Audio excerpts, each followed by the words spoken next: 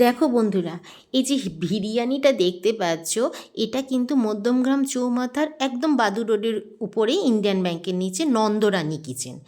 আগেই তোমাদের একটাই কথা আমি বলবো, ভুল করেও দয়া করে কেউ এই দোকান থেকে বিরিয়ানি খেও না।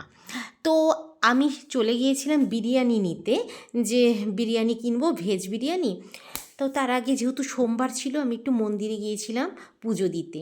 সোমবার, চৈত্র মাসের প্রথম দিন সোমবার, তাই গিয়েছিলাম মন্দিরে, একটু ঘরেও পুজো দিয়ে নিয়েছিলাম।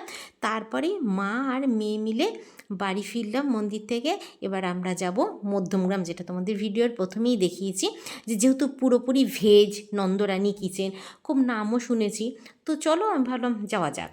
তো গেলাম।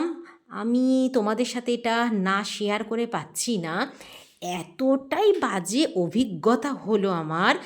যে প্রথম তো একদম অপরিষ্কার দোকানটা, মানে কি বলবো তোমাদেরকে, সেটা ভীষণ অপরিষ্কার। আমি ওখানে গিয়ে বলেও এসেছি যে দেখো, তোমরা কিন্তু এই যে অপরিচ্ছন্নভাবে দিচ্ছ আর রাস্তার উপর রাখা ওই বিরিয়ানিটা পড়ছে থালার উপর, সেটাই তোমরা হাঁড়ির মধ্যে ঢুকিয়ে দিচ্ছ, এটা কিন্তু করবে না। তো আমাকে বললো ঠিক আছে দিদি, হবে না আর। তো যাই হোক, আমি মেয়ের আর আমার জন্য দুটো বিরিয়ানি প্যাক করে বাড়িতে নিয়ে আসলাম। তোমাদের কি বলবো বন্ধুরা, আমি বারবার রিকোয়েস্ট করবো, এই যে দেখো দোকানটাও দেখাচ্ছি, নন্দরানী কিচেন, যেটা নাকি বাদু রোডে একদম যেতেই রাস্তার উপরেই রয়েছে। এতটাই বাজে খেতে হয়েছে যে তোমাদের কি বলবো, ইনফ্যাক্ট একটু না গন্ধ বেরিয়ে গিয়েছিল। তো গরম গরম আমি ভাবলাম না না, সবই ঠিকই আছে, কিছু বুঝতে পারিনি আমি তখন। তো বিরিয়ানিটা নিয়ে তো বাড়িতে এলাম, খুব আনন্দ হচ্ছিল, কারণ ভেজ খাবো, আর পুরোপুরি দোকানটা ভেজেরই, সব রকম ভেজের আইটেম পাওয়া যায়। তো চলো, আমি ভাবলাম বার করা যাক, খুব এক্সাইটমেন্ট আমার যে খাবো ভেজ বিরিয়ানি, যেহেতু সোমবার পুরোপুরি ভেজ। তো এর মধ্যে দেখলাম, আর যখন দিচ্ছিল না, তখন 4-5টা পনিরও উপরে দিয়ে দিয়েছিল। তো আমি দেখি একটা থালায় ঢালছিলাম, তার মধ্যে একটা গোটা আলু ছিল, এই যে, আর পনির ছিল, এই যে ছোটো ছোটো করে দেওয়া পনির ছিল। তো ভাবলাম ঠিক আছে, চলো দেখে খাওয়া যাক কীরকম, যদিও কোনো গন্ধ তো ঘিয়ের পাইঠাইনি কিচ্ছু। তো আমি বললাম আচ্ছা ঠিক আছে। এই যে দেখো, একটা বড় আলুও দিয়েছে।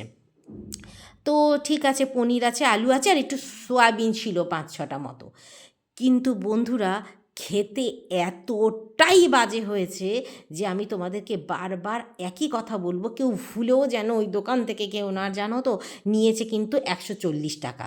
তা আমি বললাম যে এই যে খেয়ে মাথা নাড়াচ্ছ, আমি ভাবছি বোধহয় খুব ভালো হবে না, একদমই খুব খুব খুব বাজে। এবং আমি ভীষণ হতাশ হয়ে গেলাম খেয়ে, যে আমার টাকাটাই পুরো জলে গেল। আর জানো তো, একটু গন্ধ বেরোচ্ছে, সবাইকেই বলবো যে যেও না।